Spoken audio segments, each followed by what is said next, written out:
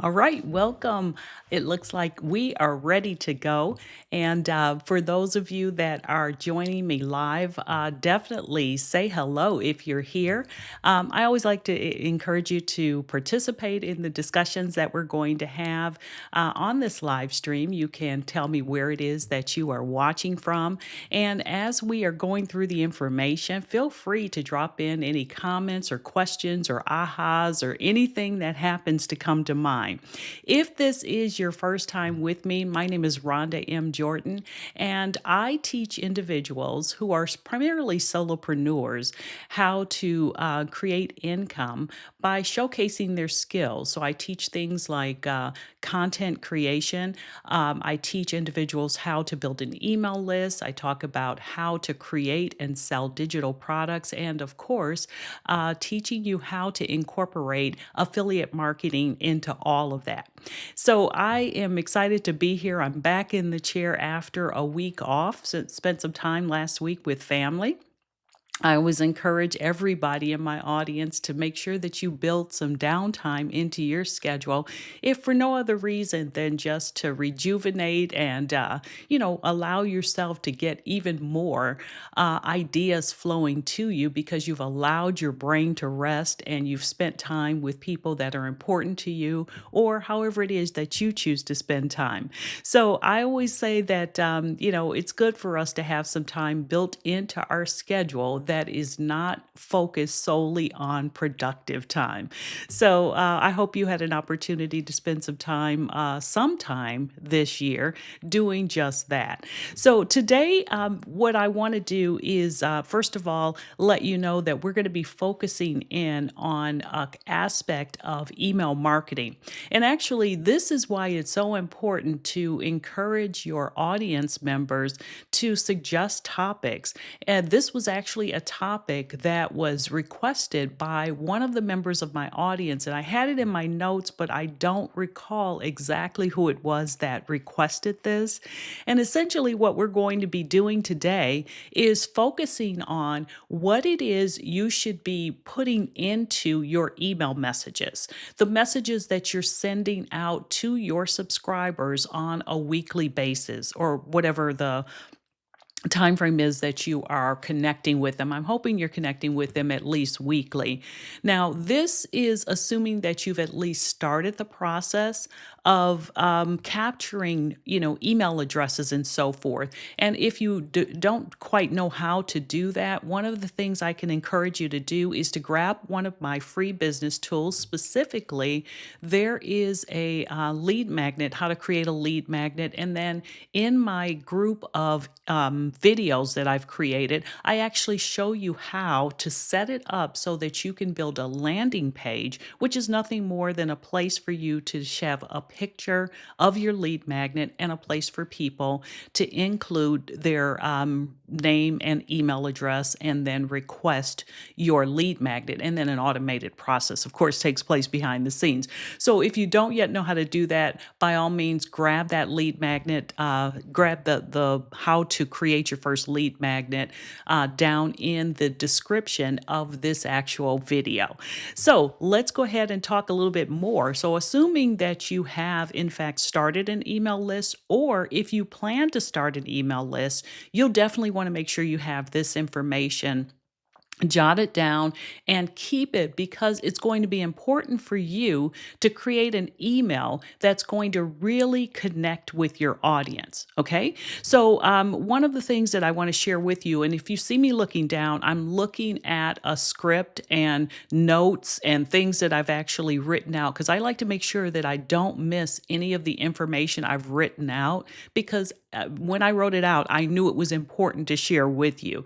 So, one of the things I want you to know is your email list is one of the most important assets, if not the most important asset in your business. And I say asset because it's something that's actually going to allow you, it's something you own first and foremost, but secondly, it's something that's going to allow you to have a way of always connecting with your audience. See, if you are strictly building on social media, whichever platform that happens to be, Keep in mind, you do not own that platform, which means if that platform were to get shut down, if your account was to get, disabled, or if someone were to hack you, or if you were just kicked off the platform by the platform owners, well, you would immediately lose connection with your subscribers and followers if you don't have an email list. So, if you have not yet planned to start an email list, I hope this encourages you to do so. And if you've started one, this information is definitely something you need to start implementing right away. All right, so I always say to you, grab your notepads and your pens. We want to make sure that. I want to make sure that you definitely get any questions that you have answered, because I want you to leave here ready to implement the information I'm going to be sharing with you.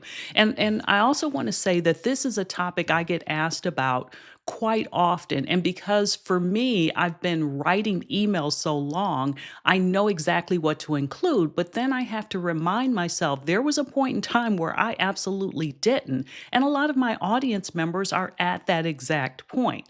Now, the one thing I want to start off with is by saying this. I can remember a time when I had about 7 people on my email list. And, when there's only 7 people on the email list, you almost are thinking, should I even write? Should I even communicate with them? Should I do anything with this? And then I had to really kind of shake myself and, have a moment where I thought, these 7 people thought enough of me to request information and join my email list. I need to treat them as if they were one of 7,000. So it's not fair of me not to give them everything, that I would give if the audience was much bigger. And that's the way I want you to think about things. I don't care if you only have one person on your email list and that person is your spouse, one of your kids, your mom, whoever. I want you to write as if, you were writing for a group of 10,000. And it's important because sometimes in the very beginning, the email messages that we create are not going to be that good. But what it's allowing us to do is to get our reps in. It's allowing us to really learn the process. And in time, it's going to let you know what works and what does not work for your audience. Okay. So if you're on my email list, you would have received an email from me yesterday, and I would have jotted down some of the things that should be incorporated into your emails. But what we're going to be doing here is going a lot deeper. We're going to go further into it. I'm going to give you explanations on why the things have to be done in a certain way in order to connect with people. So, right now, if you have not yet written your first email, but you have people on your list, I want you to write it. And if you don't have anyone on your email list, I want you to write the first email that's going to go out when the very first subscriber shows up. And you're going to use the information I'm going to be sharing with you today. All right, so let's go ahead and get right into why this connection is so important and why the email list is so important. First and foremost, with this email list, it's going to be your opportunity to really shine. It's going to be your opportunity to, share your knowledge and, project your personality and let people get to know you and, let them into your world. In the last live stream I did, I talked about the importance of making sure that you build the know, like, and trust factor by allowing people to get to know you. And you share what you're comfortable with. Well, in your email, it's going to be the same way. So you're going to be able to share certain portions of your personality, certain parts of your life, and so forth. But most importantly, what you're going to be sharing is your knowledge. And so you remember, you're on trial with people when they first join your email list, simply because, yes, you had a great lead magnet, but now they are trying to figure out, do they want to stay? So you have to make sure that you are providing value, something valuable, something that's going to allow them to learn something from you in each email that you send out to them. All right. So now one of the things I want to also share with you is you need to also determine or have a schedule that is consistent. Let me give you an example. My email messages go out each Tuesday morning at 6:05 a.m. Eastern Time. Why 6:05 and why Tuesday? Because I did a lot of testing sending out email messages at different times, and what I was able to learn through the testing and by looking at the analytics in the backside, if you will, of my email marketing software was when people seem to be most willing to open it. Maybe that's a best way to say it. I also noticed that for me, sending out email messages in the afternoon, I just didn't have the open rates that I did once I moved it to another day. Another reason that I opted to go with Tuesday is I kind of thought about the way I operated when I was in corporate America. Mondays was just not my thing. In other words, you drag yourself into the office and that, but you're not really in that mode. But what I found was it was something about Tuesday. I don't know, you kind of got that Monday out of the way, and so it was easier. So I'm like, I'm sticking with Tuesday, and then I finally learned to send my email messages out very early in the morning, at least probably before most people are heading out to work. And what I started to see was my open rates were much higher. So it's not uncommon that I'll have a 10 or 15% open rate within about an hour's time. So by 7:05, about a 10 to 15% open rate. Now you might be thinking, well, that sounds pretty low. It really isn't. And I'm going to share this with you. Write this in your notes so when you start looking at your analytics, you'll know what to expect. A typical or an average open rate is about 25 to 30, maybe as high as 35%, but mostly around 25% is a typical open rate. Now, that might surprise you, but that's an industry average.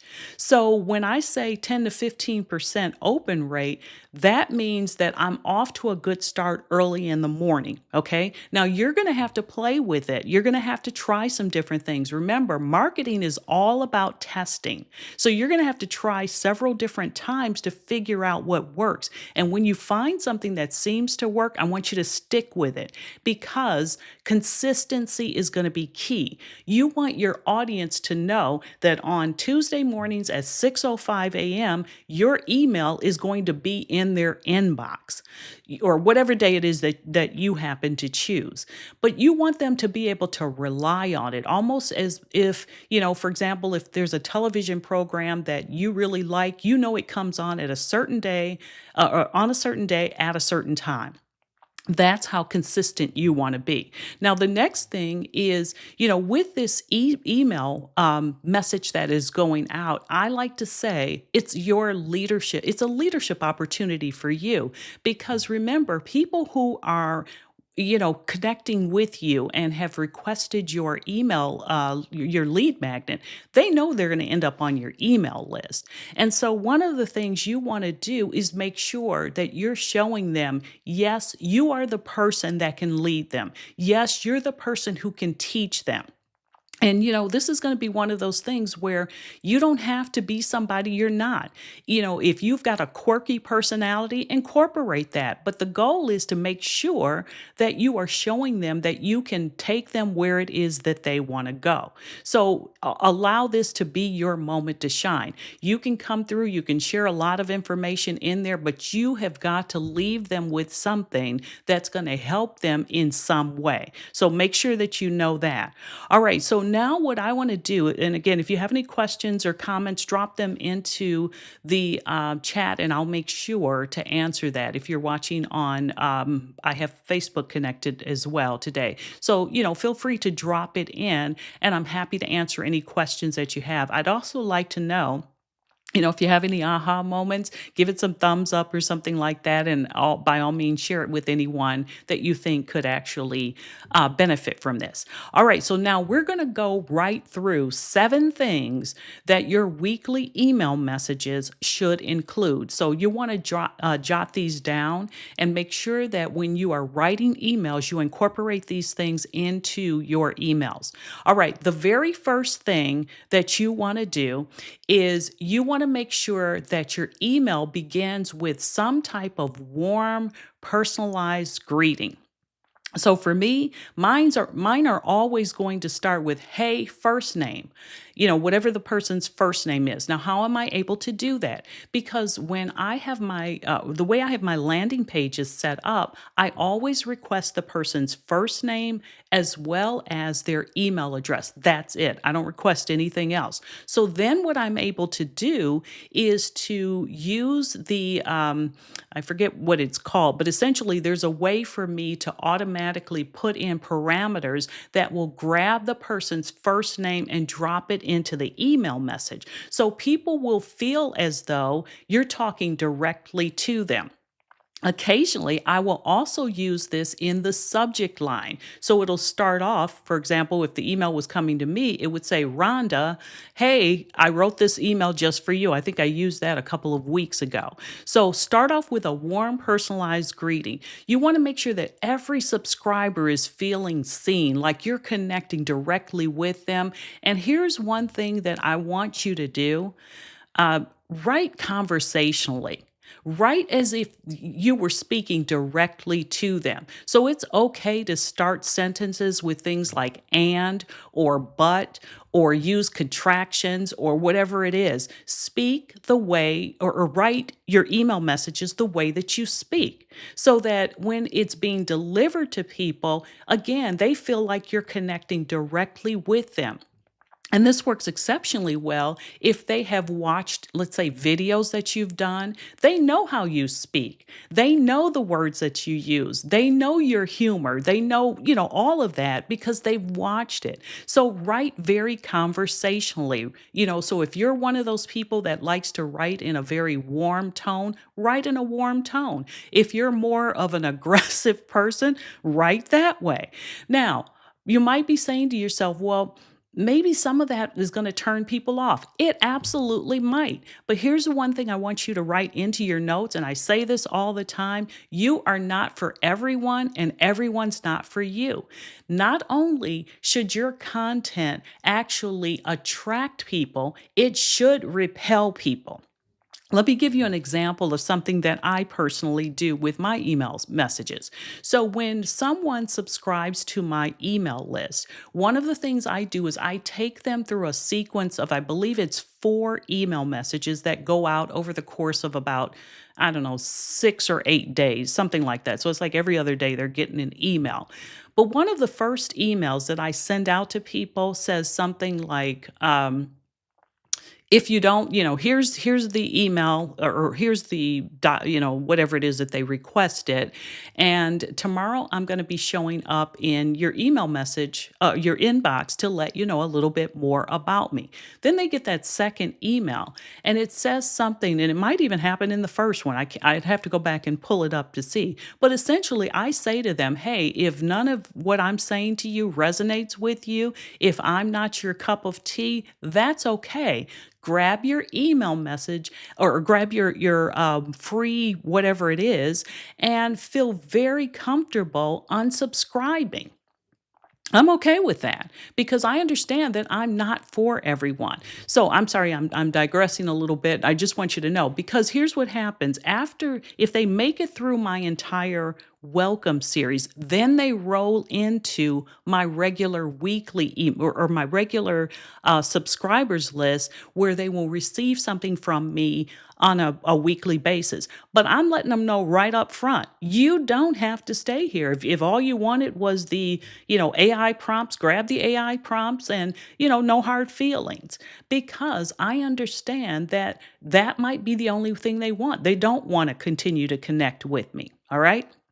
Now, the other thing that I want you to do, so let me just make sure that with this tip one, a warm personal greeting, make them feel seen, write conversationally, and then I want you to include something that's relatable or timely. What do I mean by that? Well, excuse me, in the US, we're kind of in the midst of the holiday season or whatever. And when I say holiday, I'm including Thanksgiving into that. Of course, the rest of the world doesn't celebrate that. So maybe you make a reference to that. For example, I sent an email message out last week, and I essentially just let people know all I was doing was thanking them. There was no training, there was nothing. I was just simply letting them know that in celebration of Thanksgiving, I was going to be spending time with my family and taking time away. That's what I mean by something timely and relevant, something relatable, something they can connect with. So that's the first thing that I would encourage you to do. Tip number one, warm personal greeting and then write conversationally. All right. Tip number two, and this is something I started to do probably a little over a year ago, and it is to include a short story or a personal moment of somewhat, something that they can again connect with and get to use to get to know you.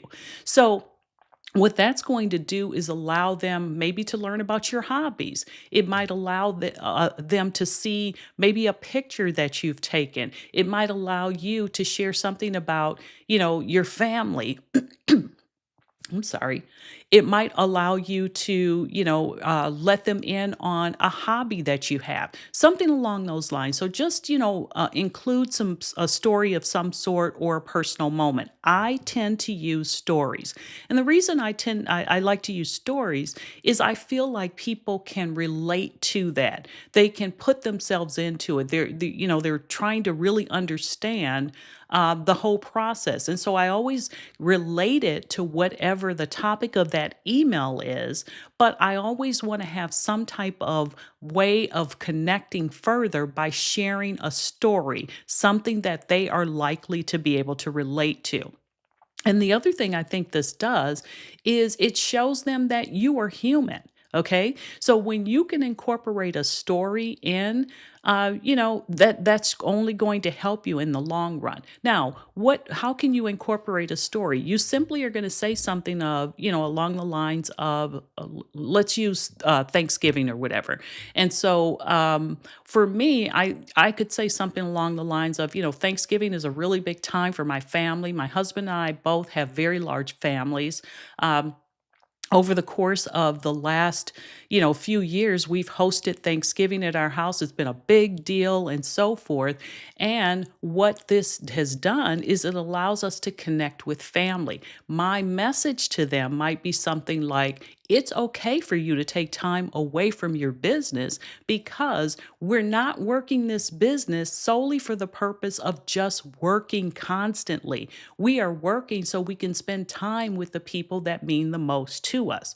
And so I always want to convey a message that I'm not afraid to take time off from my business. The reason why I built a business like this was to take time off. So I want you to be able to think about a story that you can incorporate into your email message. Now, again, it doesn't have to be super lengthy. It just needs to, have a beginning, a middle, and an end, and somehow relate to the email message you're sending out to them. All right.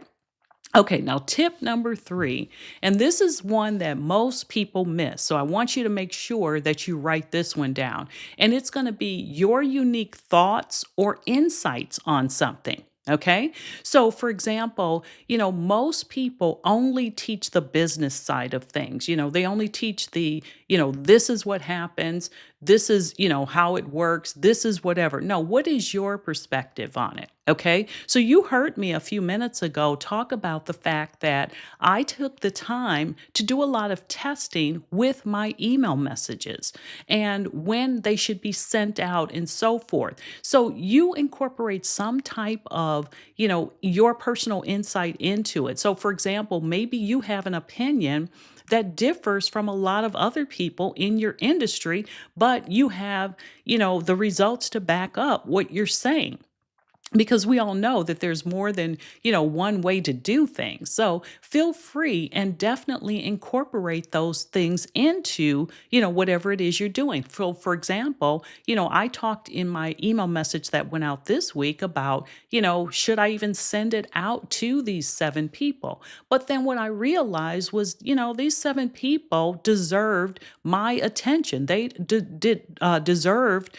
to actually learn what it is that I'm able to share with them. So, just incorporate that into your messages that are going to go out. Now, do you have to do this every single time? No, but I'll tell you what, you'll find that if you start doing it, it'll just become a regular part of your writing, of what you actually are going to include. And you'll start to frame things around that. And it becomes much easier as you practice all of this. And honestly, even your email messages overall, they're going to get so much better as you write more of them. Okay. All right. So now let me give you some more examples of how you can actually incorporate this in. So you might say something like, here's what I realized this week. So again, this is going to allow you to give your unique perspective on things. Here's another way that you can put that in. Here's a shift that changed everything for me. And then you share whatever it happens to be. Another thing is, here's why I teach this differently. Okay, that could be another lead in. So, incorporate those types of things that allow you to be able to share your unique perspective on things. Okay, all right. So, any questions on any of this? Feel free again to drop it in if you do have anything that you're not sure about or you're trying to understand the flow. All right. Now, as I said, this is the type of thing that's going to allow people again to get to know you and, build a deeper relationship with them because you're not afraid to share your perspective. You're telling them that, and you understand that for some people, your perspective on things might be a turnoff to them, and you have to be okay with that because trust and believe you will attract the audience, but you will repel people. And you want to do that because you want your audience to ultimately be filled with people that want to be there, people that want to learn from you. So, definitely, take the time to do these types of things so that your personality can come across, so that people know what your perspective is on things. I always tell people I'm not like a lot of the bro marketers, the ones that are telling you to work until you die and sleep is overrated. No, that's not me. So I encourage people, you included, to do the same thing. What are your unique perspectives on things? What are your beliefs around your business? However it is you want to share it, make sure that you incorporate that into your email messages as they go out. All right, now tip number 4. It's a fourth thing that should be going into your email messages is really like the strategy. It's a practical tip, a training moment, or some type of micro lesson. So, for example, in yesterday's email, and I should probably have pulled that up. Hold on one second. Let me see if I can, because I'm going to have to refer to it myself. Give me one second so I can bring it in and tell you what I actually incorporated into that email in terms of a teaching moment. So give me one second to get it in front of me. Because I actually, and this is something you should do as well, I actually send out my email messages to myself. So I know for sure that the message went out. That's the first thing. And secondly, it allows me to take a look at it and make sure that everything I wanted, here it is, everything I wanted to include is in fact in there. Okay, so my teaching moment, for example, for yesterday, I talked about the fact that it should have 5 things. And I broke those things down. Now, I didn't go into detail. I just simply said what those 5 things were that should be into this email. And then what I said was, if you want to go deeper, join me on today's live stream training where I will get into more detail and tell you more things that should be incorporated as well. And that's exactly what we're going to be doing here. So, another thing I would encourage you to do, and you should definitely be doing this, first and foremost, make sure you have identified your content pillars because each one of your email messages that you are sending out should somehow tie into your content pillars. If you have, so for example, I have, 4 content pillars, for example. Every email message that I send out is going to somehow relate to one of those content pillars, and that allows me to stay on track. You should be doing the exact same thing. What is a content pillar? It's just an area of focus within your niche. So you have to figure out first and foremost what those are, and then keep yourself on track in terms of sending your email messages out by incorporating one of your content pillars into your email messages. So just make sure that you're doing that, because if your audience comes to you for one thing and then you start talking about something totally different, I can tell you people are going to begin to unsubscribe because they're going to feel like I didn't come here for that. So tie it in to something you do. So for example, just to reiterate, my content pillars are going to be content marketing or content creation, email list building, digital products, and affiliate marketing.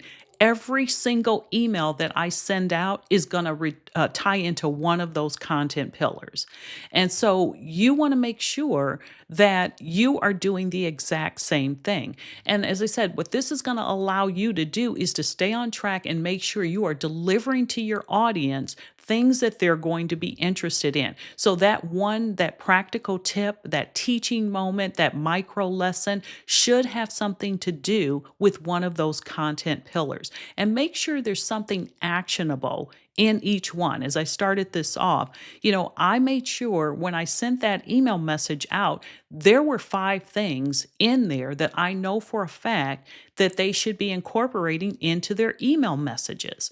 And now I'm going to expand and give them a couple more if they're also watching this. But that's what you want to do. Something that they can immediately apply, something they can incorporate into something they will be doing, and so forth. So make sure that you really think this part of the process through. All right. Now, the next thing is going to be, a connection point of some sort. So this is going to be tip number 5, and that connection point can be a question. It can be a reflection prompt. It can be an invitation to reply. I do this not as often as I probably should, but I definitely do this. As a matter of fact, I'm sure I used it in my Thanksgiving message.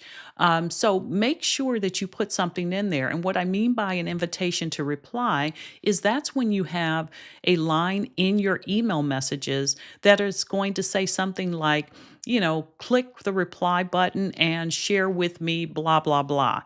Click the reply button and tell me what you're working on. Click the reply button and let me know what you would like me to do or train on more, or, something. Come up with some kind of way. And I think that this, from a connection standpoint, this is a very good one because it's allowing you to further that relationship with your audience.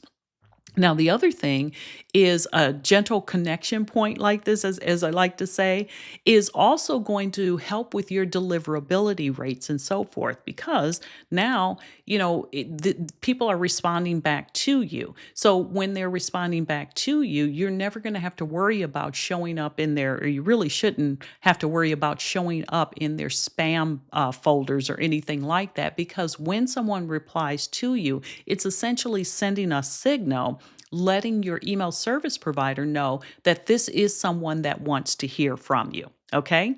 All right. So, again, the things you can use for your connection point: a question, it can be a reflection prompt, an invitation to reply, and certainly it helps with your deliverability when you're doing that. All right. Now, the next thing, and this is another thing that people miss, is one clear call to action. A call to action is when you are requesting your audience to do something. So, for example, that can be that reply to me. That can be your call to action. For me, my call to action lately has been join me on my live streams that take place on Wednesdays. My email message is going out on Tuesday. I'm tying that topic into my live stream. So I'm putting a link right into my email message where I say to them, just click the link and you can join me live, or you can use the same link to watch the replay. That's a call to action. So a call to action is simply getting them to do something. And you really want to make sure you always have a call to action in every single email message, because what you're starting to do is to train your audience to take the next step, or to take a step that you are suggesting for them.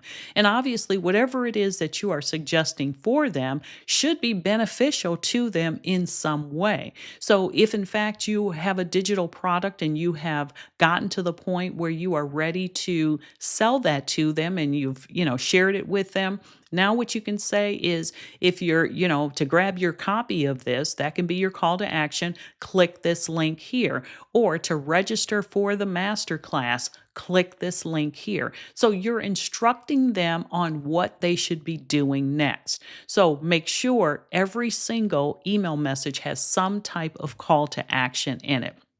Now, the other thing is you can even incorporate, I'll tell you another thing that I've done in terms of a call to action, which was I gave my audience, this was a while ago, I gave them a list of 25 content ideas. And all it was is I put like it was a picture of a gift box. And I just simply said, I have a gift for you. And all you have to do is click on this box and you can get your gift. And a lot of people downloaded that. And so they didn't have to resubscribe to anything. They didn't have to do anything. All they had to do was click and they were able to get it.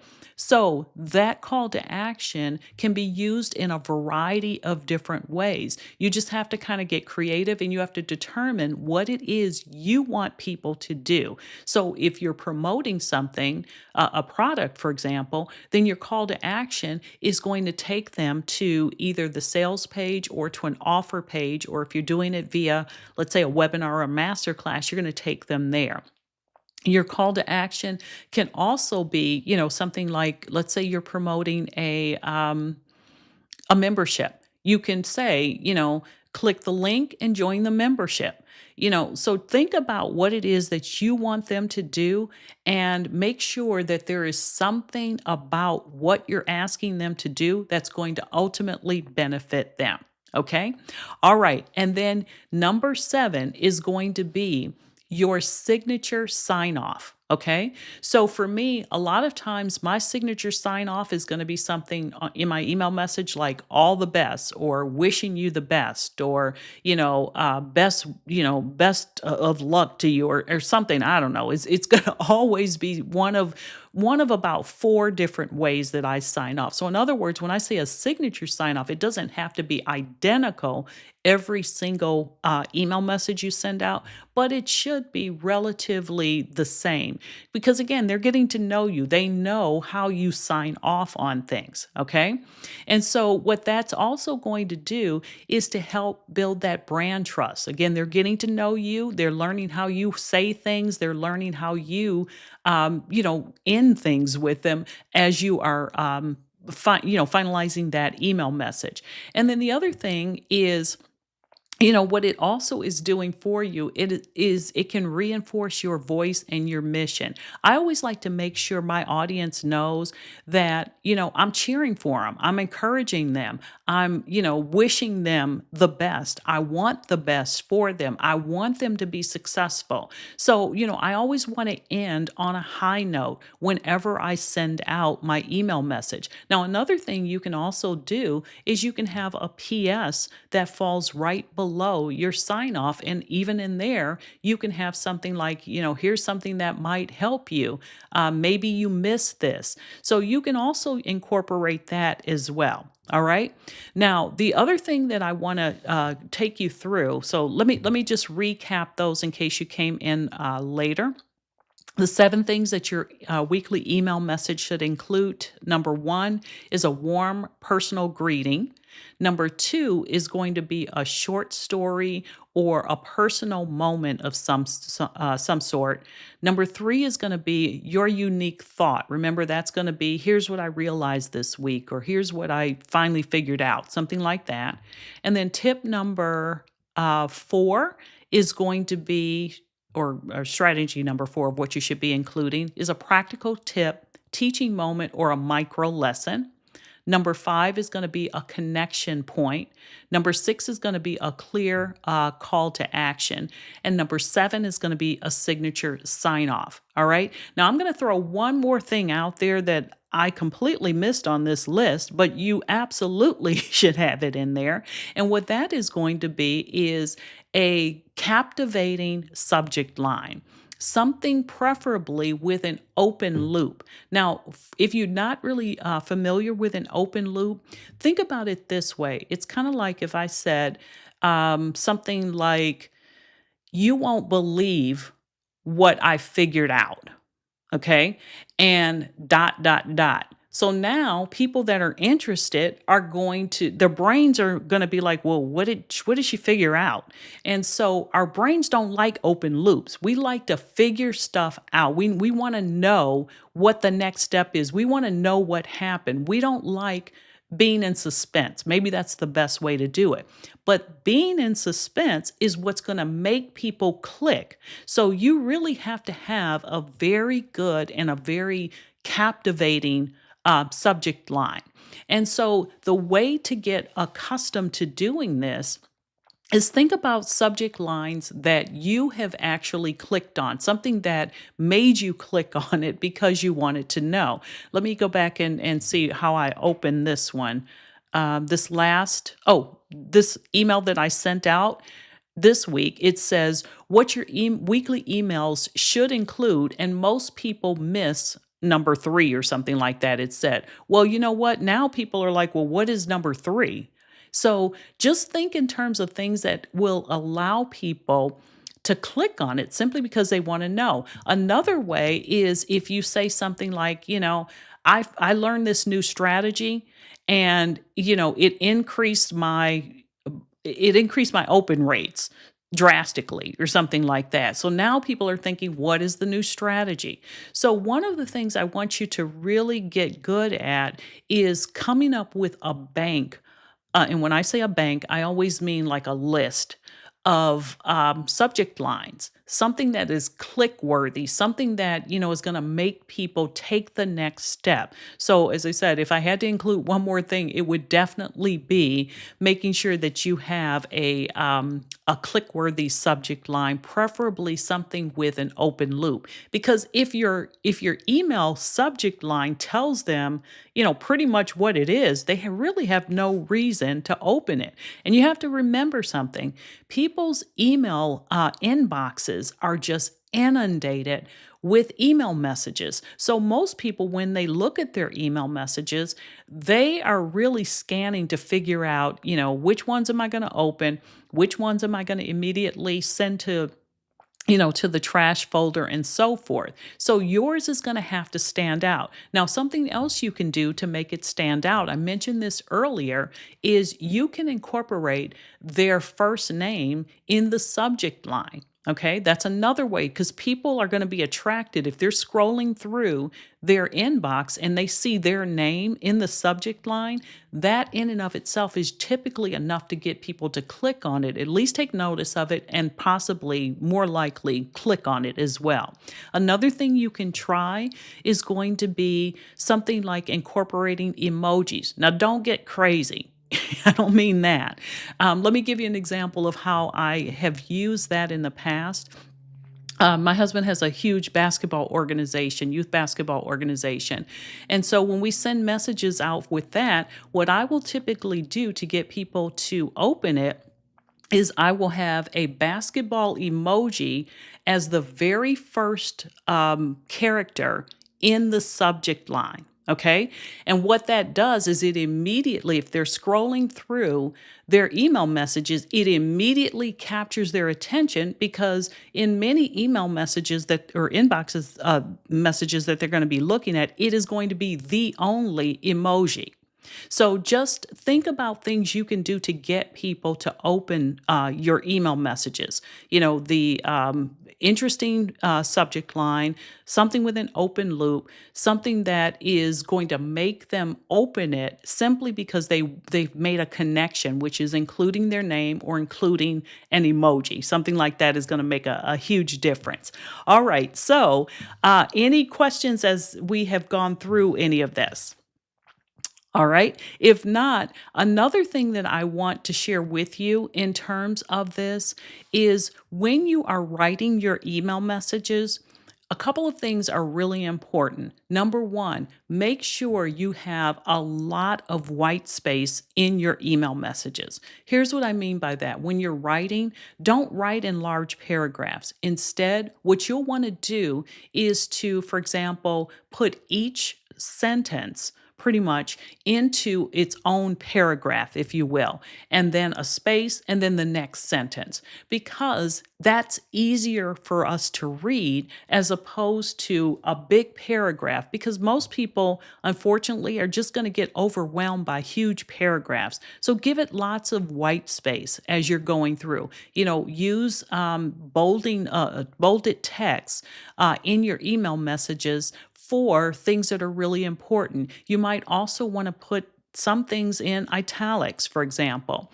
The other thing I like to do is, I stick with one font. I'm not going to be using three or four different fonts in an email message. And the other thing I will tell you is even though some of the email service providers are going to give you these templates, a lot of times those templates are going to force your email right into the spam folder. You're better off simply using text based messages. So I don't use templates. I simply use text based posts or email messages simply because those are not likely to end up in the spam folder. There are other things I can tell you. So, for example, if you are offering something that is free, if you use the word FREE, spell it out in your message, it's likely to go to spam. So, you just have to start doing this, and then you're going to learn certain things that work and certain things that don't work. Okay. All right. Now, another thing that I want to share with you is once you do, in fact, start communicating with your email list, make sure you do it on a regular basis.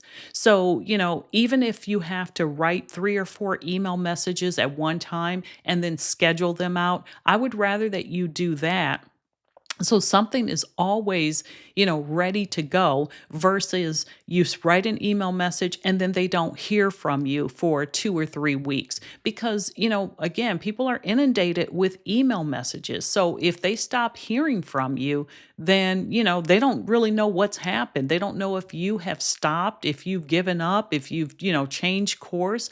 And if they're not hearing from you regularly, they're likely to find somebody else that they can learn from. So make sure that you take the time to write your email messages and get them scheduled so they go out automatically. That's what I do with my email messages. I write them and then I schedule them and then they're automatically sent out. It's not like I'm sending the message out on Tuesday mornings at 6:05. These email service providers automation functions are doing that for me. And every email service provider out there has some type of scheduling function that you can use to do that. So make sure you do that as well. All right. So those were really the things that I wanted to cover because I want you to get into the habit of knowing what should be incorporated into your email message. Also knowing that keep it to a single topic. You don't want to try to inundate people with super lengthy emails that are all over the place. I'll also share with you this in terms of the length of the email messages. I like to keep mine around 600 words or less. That's typically enough to be able to convey the message. Anything longer than that, most people are not going to read the full message. So, make sure it's just long enough for you to get your message across, but you want it to be short enough that people can read it within, 2 or 3 minutes, really. Certainly less than 5. 5 is probably stretching it a bit. So make sure you are doing that as well. All right, now what I want to do is, if there aren't any questions on that, the next thing that I want to do is to make sure you understand why it's so important that you get this email underway, this email system in place, if you will.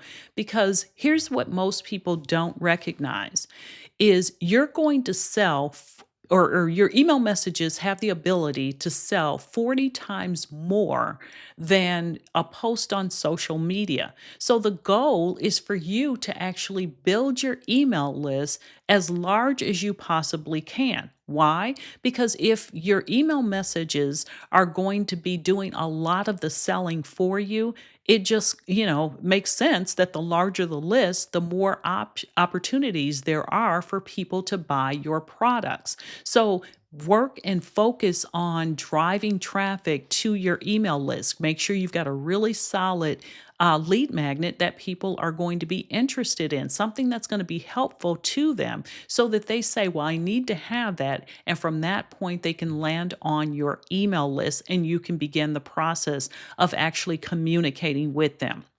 Another thing I'm going to share with you about your email list is when you are communicating with people, remember, you don't want to necessarily sell in every single email. You want to spend more time educating and then you can do some selling as well. And honestly, if you're doing things right, you really shouldn't have to do any hard selling in your email. You can simply state the problem, agitate it a little bit, and then offer your product as a solution.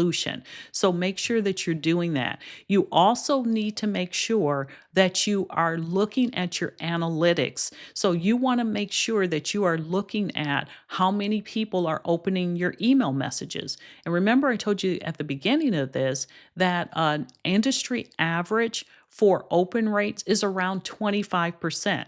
And I want you to get that in your head because if you were expecting it to be 60 or 70 or 80%, that's not likely to happen.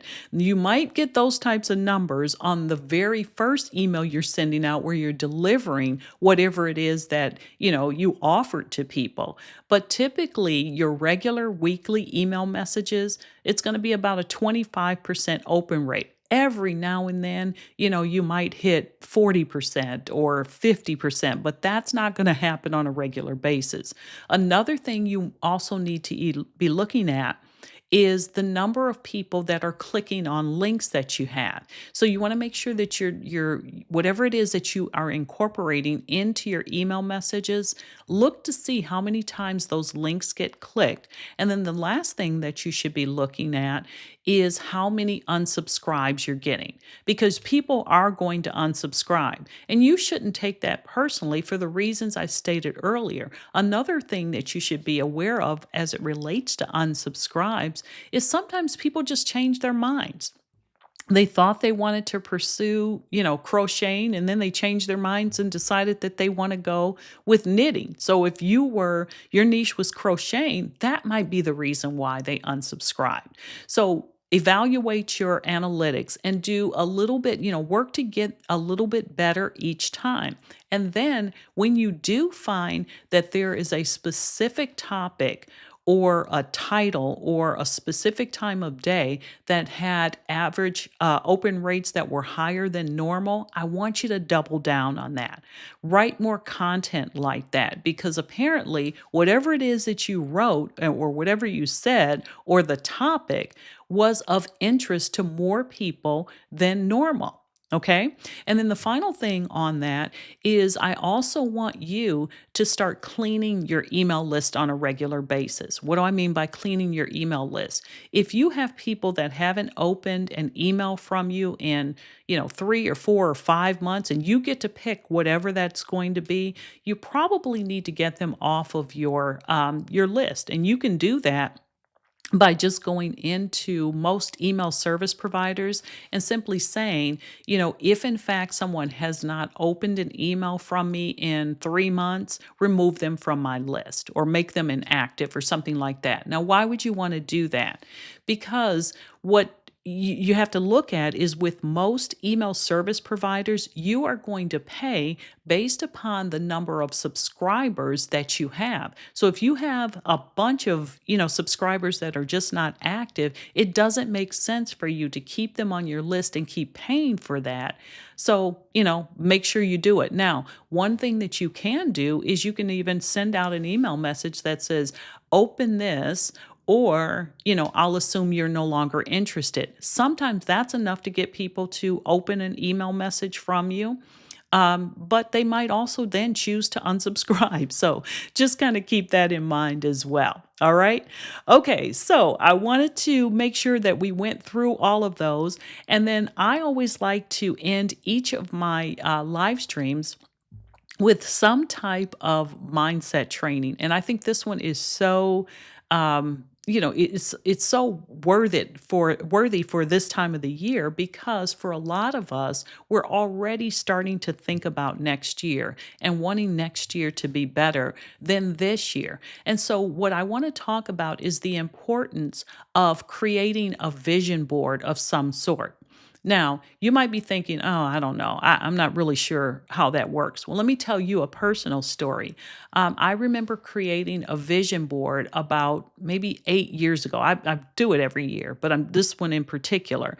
And it had, a car and a house and, a bunch of other stuff, traveling and so forth on there. And what I did is I made sure that this vision board was someplace in my office where I would see it every single day. And that's what I want you to do. I want you to create a vision board that has the things that you want on it. Okay. So if there's, you're looking to travel or you want to grow your business to a certain dollar amount, I want you to put that on your vision board. And I actually want you to, make the cutouts and stick it on there so that you're actually seeing it. Because sometimes, we'll want to put stuff like that on our phones, but that's not something we're going to necessarily see every day unless you make it your screensaver, which you can do that if you want. But back to the story, which was what I realized was within about 2 years of creating that vision board, everything on it had actually happened. And it was so interesting because we don't realize the importance of writing things down in such a way, putting them out and making sure that we're seeing them on a regular basis. If you do that, you are much more likely to actually achieve those things because it's always in your brain. It's always connecting with you because every time you walk past, you're seeing the pictures. And so as you go into next year, if you've already decided what you want your business to look like, what you want your life to look like, I encourage you to go ahead and get a vision board. You can buy something really inexpensive, a poster board. You can do a cork board, whatever works for you, but just put it someplace that you're going to see it not only every day, but multiple times per day. I've known people to actually just do it on a piece of paper and put it on their bathroom mirror. So every morning when they're getting dressed, they see it. You put it wherever it is you want, but I want you to have it someplace where you're going to see it so your brain can start to lock into that. And I think you're going to be surprised at how focusing on what it is you want, you start to hold it in place and you put the goals around it to make it happen. And before you know it, you're now starting to realize that those things that were on your vision board are now in your life. So I would encourage you to do that. Spend some time. It can be a fun exercise. You can do it with your spouse or your kids or however you want to do it, significant other, just make sure that you do it so that you have something that you can hold in your brain that you are working on. All right. Okay. So, with that being said, we're going to go ahead and get ready to wrap up here. I will be back here next week, Wednesday, 12 p.m. Eastern Time. Of course, the replay is going to be up. And I always encourage you that if you learned anything today, give the video some thumbs up. By all means, share it with, your business bestie or someone that can benefit from this. And I hope all of the information you have written down someplace so that you can start either writing them or incorporating those things into your email messages. Or, as I said, if you haven't yet, started communicating with an email list so you know what should be in the email messages to actually connect with them in the best possible way. All right. So, with that being said, we're going to go ahead and wrap up. I'm going to link all of my live streams above here. And if you have any questions after the live stream is over, drop them into the comments. I'll come back and answer them. And I look forward to seeing you on a future live stream. So have an awesome day and an even better week. And I will see you on the next live stream. Take care. Bye.